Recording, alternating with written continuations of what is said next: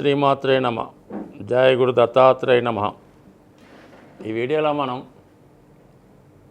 2024 సంవత్సరం జూన్ నెలలో మేషరాశి వారికి మాస ఫలితాలు ఏ విధంగా ఉండబోతున్నాయి అన్న విషయాన్ని మనం ఈ వీడియోలో పరిశీలిద్దాం.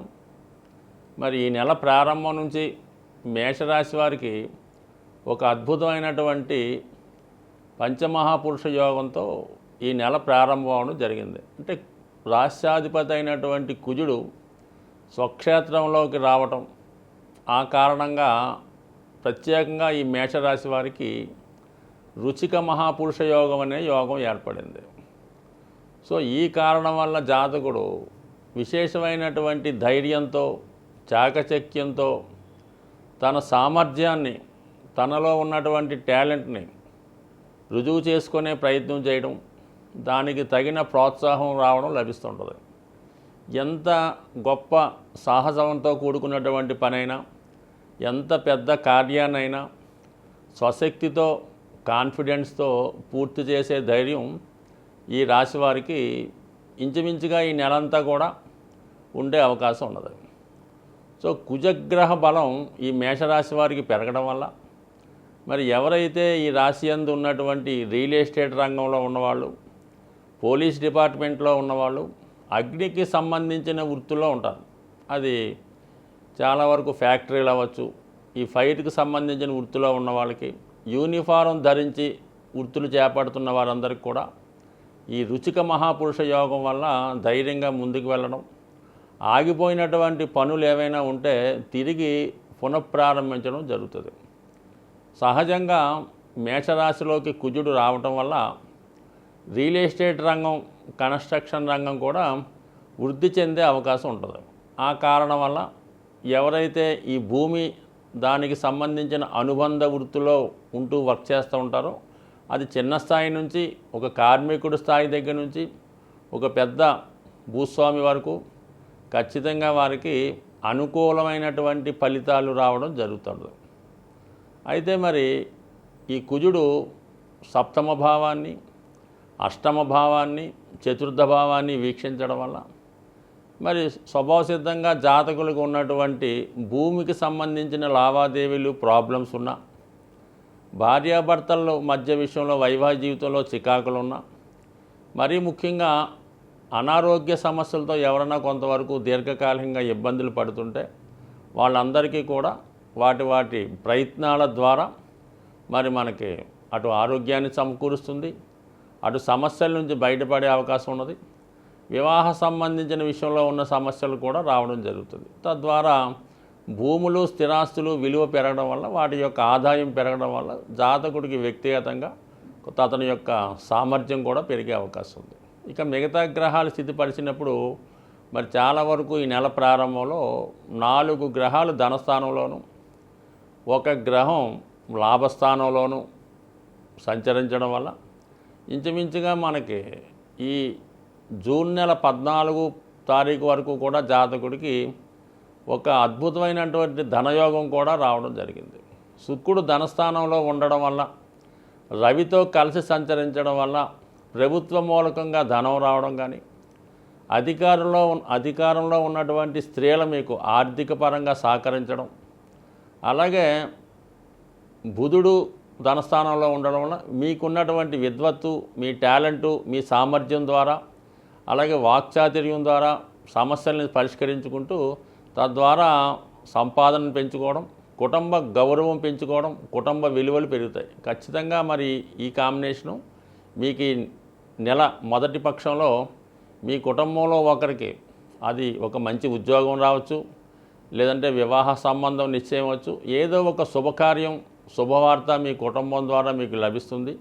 అలాగే కుటుంబ విషయాలు అనుకూలంగా ఉండడం వల్ల, కుటుంబ సభ్యులు పరస్పర సహకరించుకోవడం వల్ల తరచూ ఏదో ఒక చిన్న చిన్న ఫంక్షన్లు కానీ, చిన్న చిన్న గెట్ టుగెదర్ లాంటి, బర్త్డే ఫంక్షన్ లాంటివి జరగడం, ఎక్కువగా ధనం ఖర్చు అవుతుంటుంది, కుటుంబ సభ్యులంతా సహకరిస్తూ ఉంటారు, అలాగే అందరూ కూడా మీకు మీ యొక్క అభివృద్ధికి కారణం అవుతూ ఉంటారు. అంటే ఇంచుమించుగా మనకి ఈ నెల 15 తర్వాత ఈ బుధ, శుక్ర, రవిగ్రహాలు 3 కూడా మూడవ స్థానంలోకి మారడం జరుగుతుంది. సో ముఖ్యంగా రవి మూడవ స్థానంలోకి వచ్చినప్పుడు అధికారంలో ఉన్నటువంటి ప్రభుత్వాధికారంలో ఉన్నటువంటి రాజకీయవేత్తలు కానీ, మీకు మంచి స్నేహితులు కానీ మీకు సహకరించి మీ యొక్క అభివృద్ధికి వాళ్ళు కారణమవుతూ ఉంటారు. ప్రభుత్వ కార్యాలయాల్లో మీకు పనులు అనుకూలంగా సావకాశంగా జరిగే అవకాశం ఉంటుంది. ఇక శని యాస్టీజ్గా లాభస్థానంలో ఉన్నప్పుడు ప్రతి విషయాన్ని కూడా సపోర్ట్ చేస్తూ ఒక పెద్ద వ్యక్తి, ఒక గురువు కానీ, ఒక మంచి సీనియర్ ఉన్నటువంటి మంచి సీనియర్ సిటిజన్ లాంటి బాగా అనుభవజ్ఞులాంటి వ్యక్తులు మీకు సహకరించి మొత్తం మీద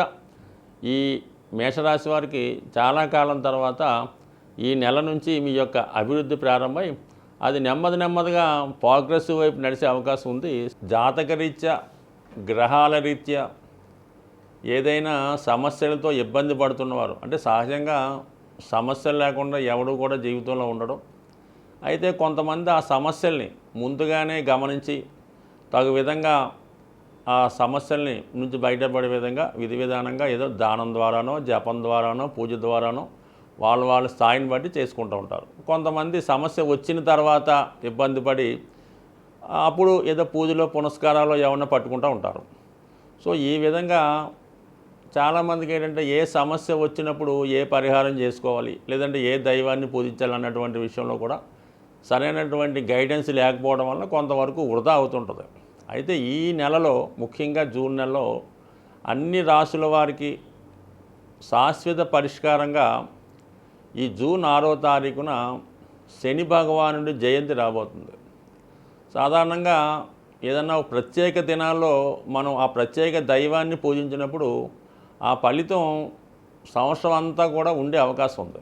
ఎలాగైతే మనం మహాశివరాత్రి రోజు శివుణ్ణి పూజిస్తే సంవత్సరం అంతా మనకు ఆ పుణ్యఫలం దక్కుతుందో, అదేవిధంగా ఈ శని జయంతి రోజు శని భగవాన్ని విధి విధానంగా పూజించడం వల్ల కంపల్సరిగా అతని యొక్క అనుగ్రహం అందరి మీద ఉండి అన్ని సమస్యల నుంచి బయటపడే విధంగా ఉండే అవకాశం ఉంది. అంటే అనుగ్రహం ఇవ్వడంలో కానీ శని ఒక పదవి ఇవ్వాలన్నా, ఒక రాజకీయ హోదా ఇవ్వాలన్నా, ఒక మంచి భార్య ఇవ్వాలన్నా, మంచి ఆరోగ్యం ఇవ్వాలన్నా, మంచి అలవాట్లు ఇవ్వాలన్నా కంపల్సరీగా శని భగవానుడు మాత్రమే ఇవ్వగలడు. సో దానివల్ల మీరు ఆ రోజు విధి విధానంగా ఏదైనా శివాలయంలో శివుడికి అభిషేకం చేసుకోవడం, లేదంటే నవగ్రహాలు ఉన్నటువంటి శివాలయంలో ముందుగా శని భగవానుడికి అభిషేకం చేసి దాని తర్వాత విధి విధానంగా శివుణ్ణి కూడా అభిషేకం చేసి ముఖ్యంగా ఆ రోజంతా కూడా అంటే ఇంచుమించుగా సూర్యోదయం అయిన నుంచి మర్నాడు సూర్యోదయం అయ్యేదాకా కూడా చాలా నియమంగా వీలైతే ఉపవాసం ఉండడం, లేదంటే ముఖ్యంగా ఆయిల్తో నూనెతో చేసే పదార్థాలు ఏమీ తినకుండా ఉండడం, అలాగే నెయ్యితో చేసినవి కూడా తినకూడదు. సాధ్యమైనంత వరకు తాలింపు పెట్టని మన ఆయిల్ వాడని వస్తువులు తినడం. ఆ రోజు వరకు మీరు కింద భూమి మీద ఏదో ఒక చాపో తలగడ వేసుకు పడుకోవడం, అంటే ఎలాగైతే మనం అయ్యప్ప దీక్ష నియమంగా ఉంటామో ఆ విధంగా ఆ రోజంతా ఉండడం.